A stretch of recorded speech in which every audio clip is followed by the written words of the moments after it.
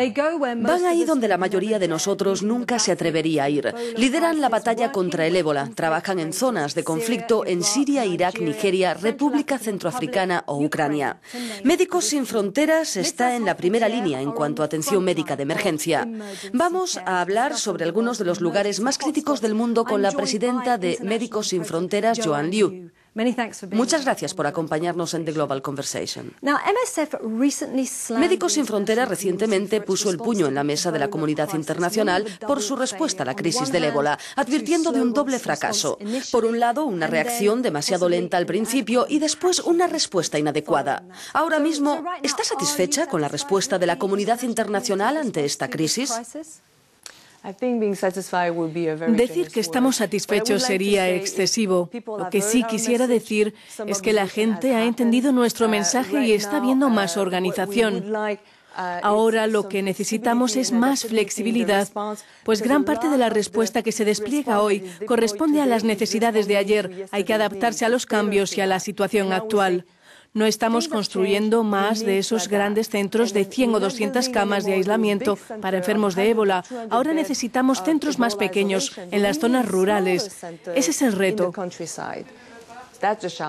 Usted ha estado en el terreno. ¿Qué se siente al tener ébola? Creo que nunca olvidaré esas imágenes en mi vida. Durante mi último viaje visité una sala en la que había pacientes. 3 de ellos estaban en un estado muy avanzado de la enfermedad. Estaban inconscientes, habían sangrado por la boca y por el intestino. Estábamos muy preocupados por la situación médica.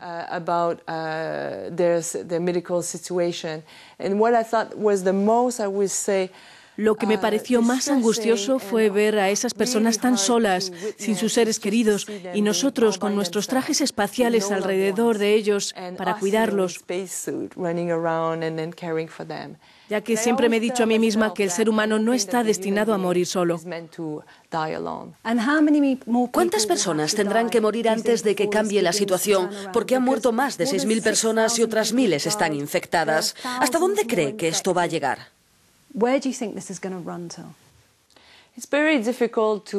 Es muy difícil de saber. Quienes han tratado de hacer proyecciones nos han presentado el peor de los escenarios posibles. Se ha dicho que en 2015 podríamos llegar a 1.400.000 casos y yo no creo que lleguemos a ese punto.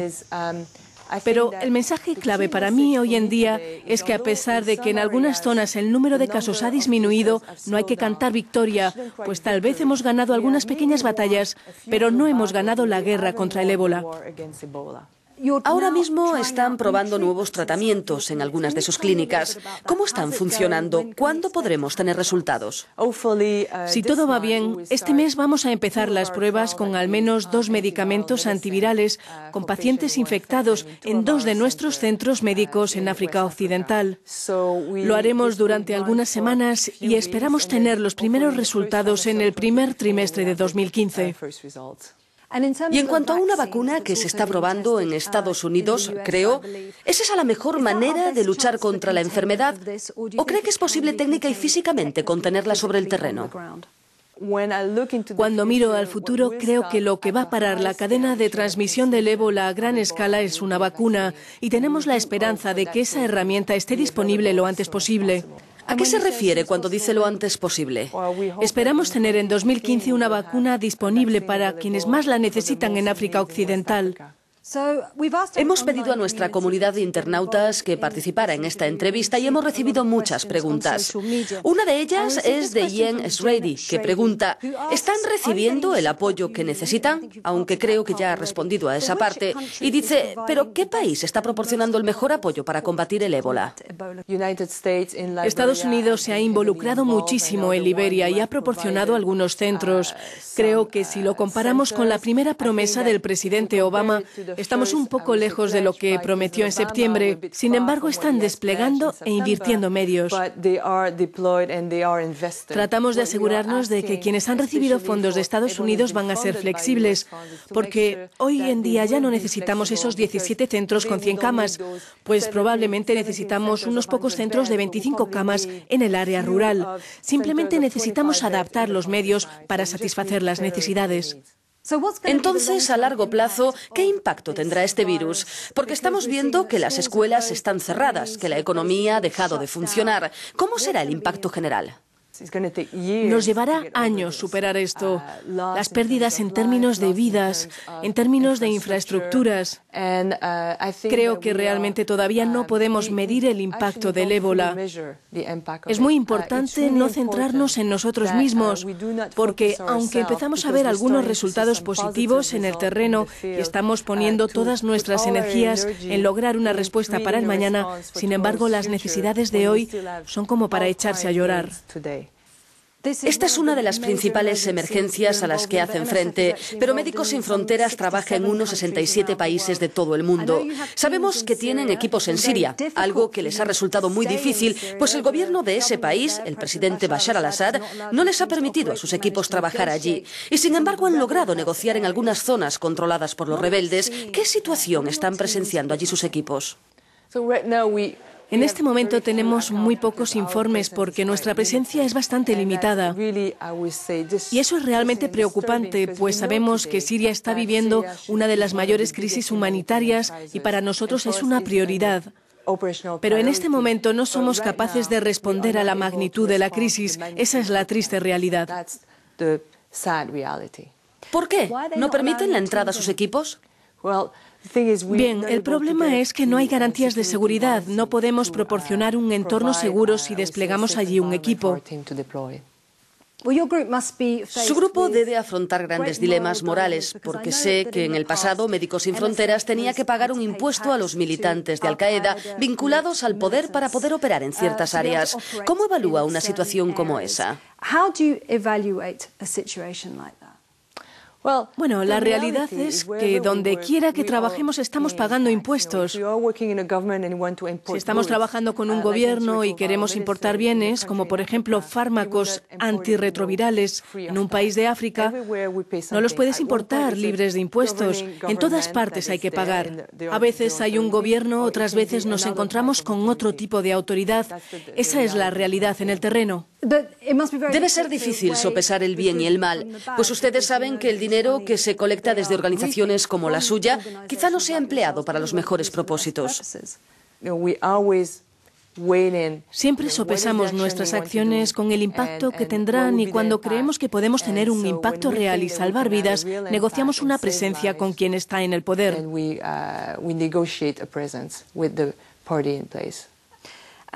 Tenemos otra pregunta desde nuestras redes sociales y dice, ¿cómo se las arreglan para llegar a las zonas de conflicto? Primero tratamos de entender la situación geopolítica y después nos desplazamos. Hacemos lo que llamamos misiones aspiratorias. Es decir, que vamos, hablamos con todo el mundo y tratamos de explicar quiénes somos para conseguir así las garantías y poder desplegar nuestro trabajo, asegurándonos de que lo que vamos a hacer va a tener un impacto y responderá a las necesidades específicas en el terreno. Así suele ser la mayor parte del tiempo. Ustedes también trabajan en Europa, por ejemplo, en Ucrania. ¿Cómo es su trabajo allí desde que Kiev decidió retirar los servicios médicos del este del país?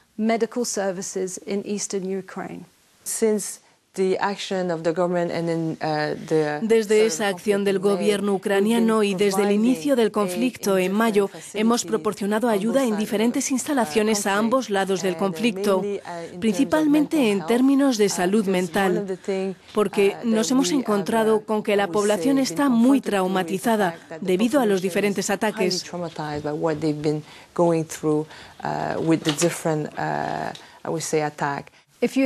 ¿Cuál sería su mensaje para el presidente Poroshenko?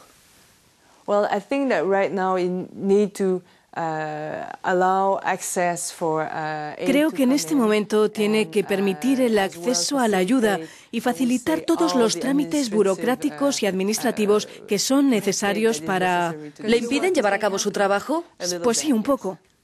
En su trabajo la responsabilidad debe ser enorme. Me gustaría hacerle una pregunta de Lulu Nurama, que dice así, ¿cuál es el problema más difícil que ha conocido y cómo lo resolvió? Lo más difícil es cuando estamos en zonas en las que no tenemos la aceptación de la población. A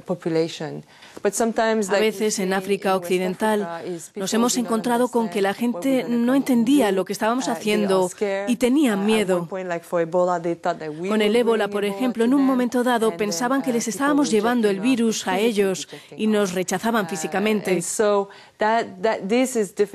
Y eso es difícil, pues nos damos cuenta de que a veces necesitamos tiempo para ser aceptados.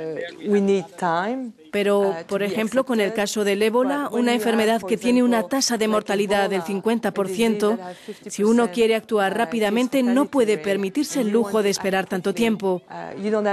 Pero sabemos que la aceptación de la comunidad es la clave para que nuestro trabajo sea un éxito. Doctora Liu, muchas gracias por estar con nosotros en The Global Conversation. Gracias.